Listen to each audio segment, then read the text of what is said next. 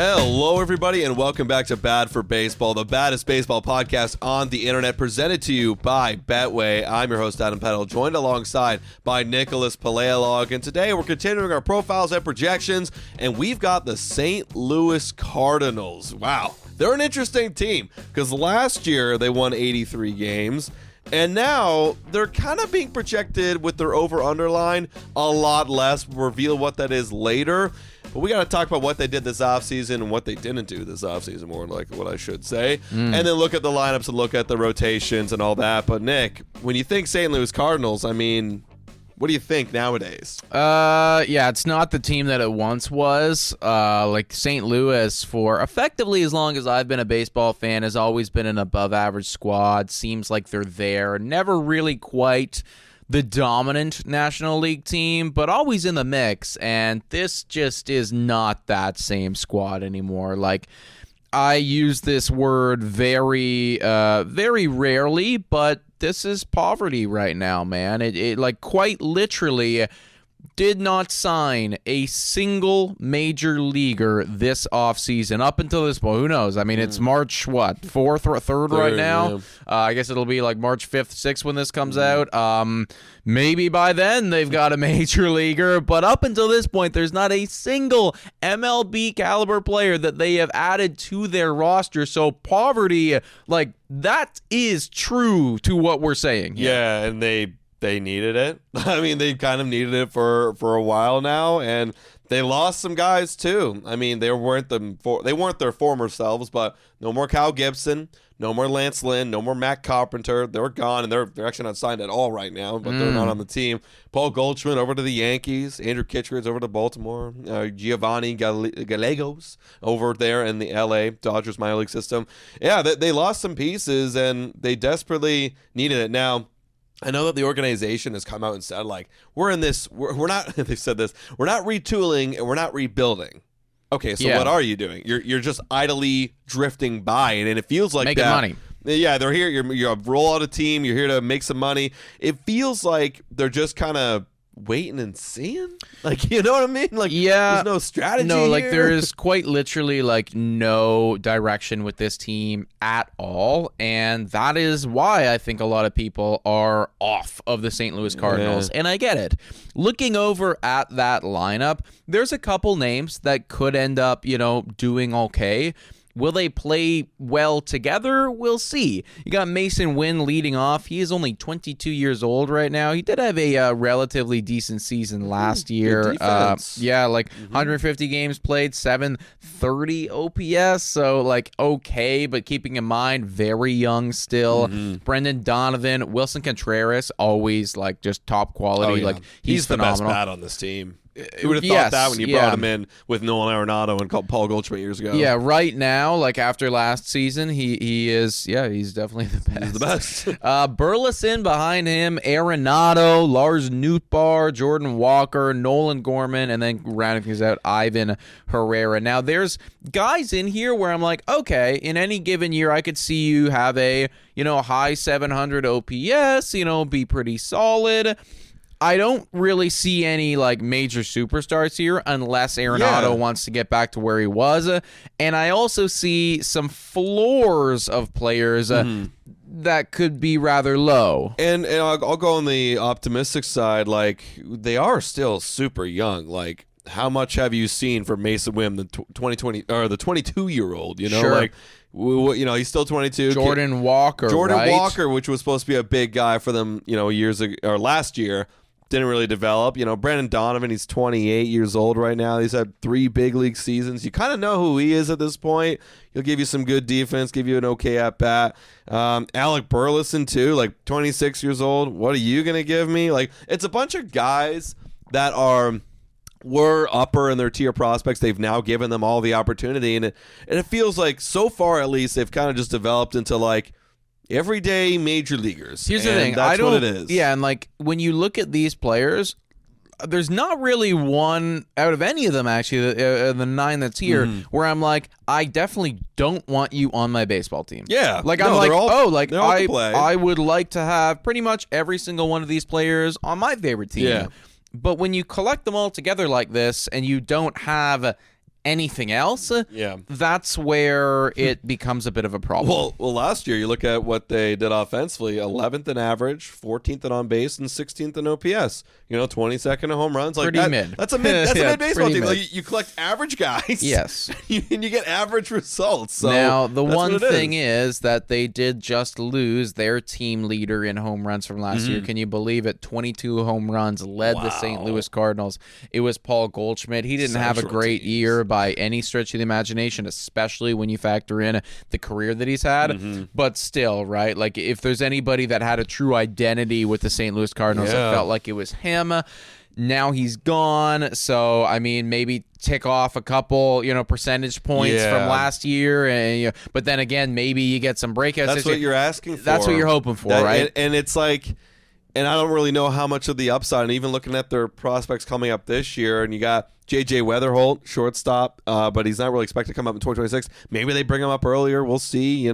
Some pitching, Quinn Matthews, Tink Hence that might come up. Like, you're hoping for something, but it's not instilling me with a load of confidence, when I'm looking at this lineup. And look, you can have a mid lineup if you've got a great pitching staff, and that's it not doesn't what we feel like have, we've though. got that either. No. In fact, I would argue that this pitching staff I am very concerned about. You got Sonny Gray as your ace, and Sonny Gray is a good player, but he is 35 years old. Yeah. I mean, like, that's questionable. And last year, as your ace, he pitched 166.1 innings. I know that, long are the days of like 250 innings, but as your number one, like, it feels like that's kind of low. And he had a 3.84 ERA. Like, your ace? Really? I don't know about that, guys. Miles Mikolas, I'm shocked that he is still in the fucking MLB, man. Like, he just gives you innings. That's what you want. He quite literally just gives you innings. They're not quality by any stretch of the imagination. He had a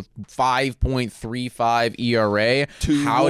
How do you still have a job? I have no idea. He's their number 3. Eric Fetty, they got him slotted at number 2.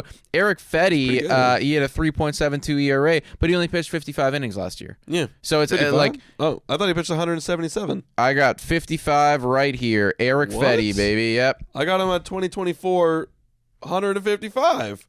That can't be true. I'm looking up on... This is what... Were you looking at reference? I'm on MLB's website right now. Oh, it's because he played for Chicago White Sox last year.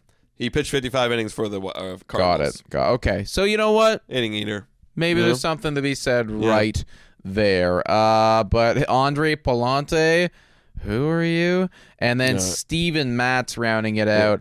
I don't see anyone with I just don't see anybody in this rotation that I really like, man. Well, I like Sonny Gray. Again. Okay, let me be clear here. I don't see anybody in this rotation I like in their current slotted role. Okay. Yeah, fair enough, because Sonny Gray's overall, if you were talking about the lineup, would I want these guys on my baseball team? Yeah, sure. I'll take Sonny Gray on my baseball team. I'll take Eric Fetty on my baseball team. Even Palante, 26 years old, came up, only pitched 122 innings last year, 121 innings, 7.38 ERA. That's good enough to be your 4 or 3. Or 378. 378, excuse me. Yeah, that's good enough. Steven Matz, though. What with the corpse of Steven Matz, we'll see about that. But they got 3 dudes that I like, that I would okay, you could pitch for me. But again, it's the same thing I think you're alluding to. They don't have a true, I'm going to win you a Cy Young ace on their team. Oh, and really. I mean, I don't even think again, sure, Sonny Gray would be great as my 3 pitcher, and then I'm happy about it, right? But very happy. There's nobody in here where I'm I believe, and again, we're 35 now, Miles Mikolas is 36, turning 37. Eric Fetty is he's 32, so you probably might still have time. This just doesn't look. It does not look appealing to me at all. It feels like, if this was your rotation, you need a top 5 offense, in my opinion, to win ball games. For sure. I mean, this rotation doesn't instill me with confidence, and it feels like they're just kind of drifting, And I guess I'll take Talking Baseball's analysis. You got 3 guys that could be your third, in your rotation. The other 2, though, they may not even.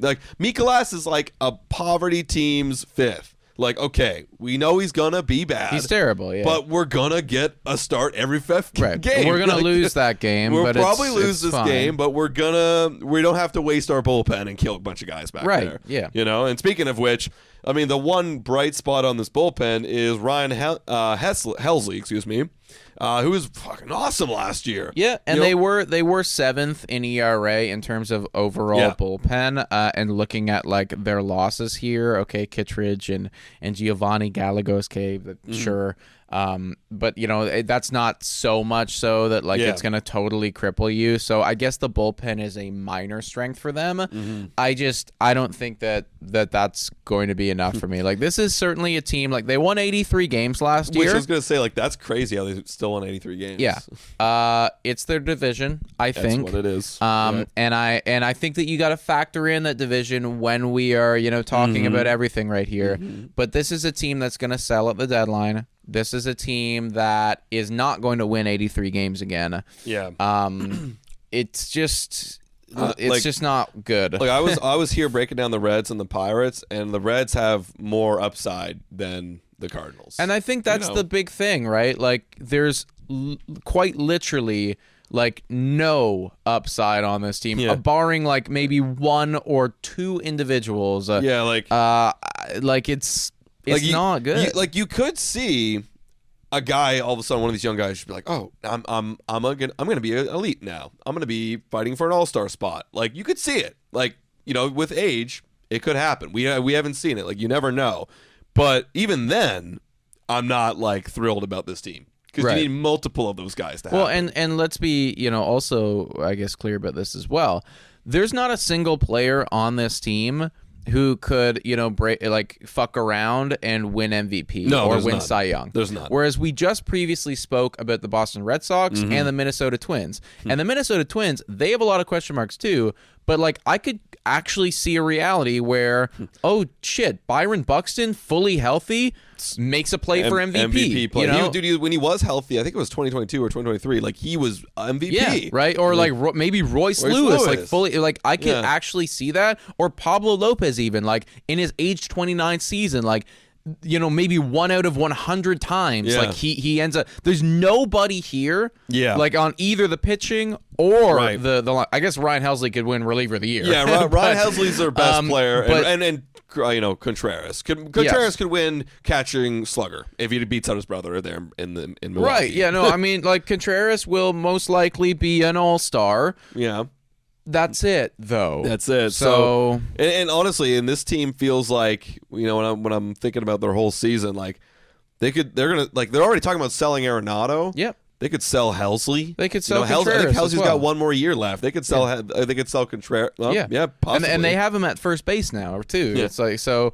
I mean, Contreras would be kind of nice, actually. I think he's locked down for a minute. Yeah, that'd be a big haul. No, again, like that's like if we're serious about like being trash, they're not though. That's the thing. That's the problem with the Cardinals because like they're too prestigious of an organization to like admit that they're not a good baseball team.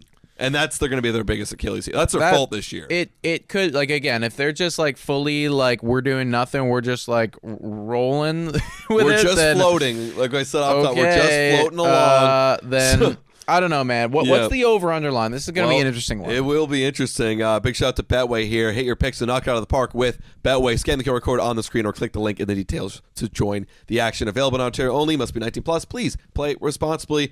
The over-under for a team that won 83 games last year, didn't do anything in the offseason, is 76.5. And it's even. Over and under. 76.5. That's tricky. It is. That is really tricky. Because, again, you brought up, like, here's the thing I will say. You brought up the AL Central, or the NL Central, excuse me. Pirates, they're kind of underwhelming, too. Like, they have Paul Skeens, but, like, that's it. Like there's nobody else. Reds, it's like you got Ellie De La Cruz, but you actually have like their Mason Wins and Brennan Donovans of the world are like actually hit better than these guys. And it's like, oh, what can we see in year 2 and 3? And they got a really exciting young pitching staff and Hunter Green and other guys. So like I think the Reds could be better than the Cardinals. Pirates, we'll see. But the Cubs and the Brewers for sure. Cubs and Brewers will make a play for the division as they do. Oh, it's a tough line, actually. That I think I'm going to go over. I'm not confident in it. One of my reasonings for going over is that last year in the division, the lowest team was the Pirates at 76 wins flat. Good point. Yeah. So, this is a division that I think just kind of hands out wins. Again, I know it's year to year. It's tough to say, oh, we're just going to hand out wins again. Yeah. I think that this is a team that's going to win, quite literally, 77 or 78 ball games. That's where I'm at with this squad. Yeah. It's tough. I can't picture a year the Cardinals win 74, 75 wins. Right? I can't even again, their offense is it's good enough to skate by or float, as we've been saying. The rotation, now you kind of brought up the age thing, what if the rotation takes a big drop? I could see that. Oh, I could definitely see that. And then I could see if they do trade Helsley, which they do have a history of trading relievers at the deadline in the past. If they do trade Helsley, this bullpen is not the same anymore. You can't replace 66 innings and 49 saves. No, man. Listen, it's a bad team. So that's where I'm at. It's a bad team. Where I'm if they get to the deadline and they sell, will 2 months, will that really change and impact the win-loss? Oh, my gut wants to say under. I'm gonna say under. It's a bad team, man. I don't blame you for saying under. Just under. Yeah. Yeah, exactly. And I'm kind of just over. I'm looking at the last year standings. I see Cardinals won 83 games, Reds won 77. I'm just flipping them. I quite literally think Cardinals are gonna go just over. Yeah. Win 77, 78 ball games with this team. Yeah. They might sell a bit at the deadline. You know where I'm kind of at? I'm kind of giving more wins to the Cubs, to the Reds. Pirates are kind of the same to me, honestly. So they're gonna soak up all those Cardinal losses, and they're gonna take them. So that's where I'm at. Okay. There you go. All right. Well, you guys let us know in the comments down below. That was a tough line, honestly. Yeah. One of the tougher ones that we've dealt with. I could see it going quite literally either way, folks. But hit that like button. Smash the subscribe button, guys. We're getting close to halfway through the team profiles and projections. I'm excited to actually talk about some good teams. And that's pretty much where we are going to be at from here on out, folks. So if you haven't got to your team yet and you're waiting for it, then stay tuned. Yeah, guys. Hit that like button. Subscribe to Bat for Baseball, and we'll catch you next time. Cheers.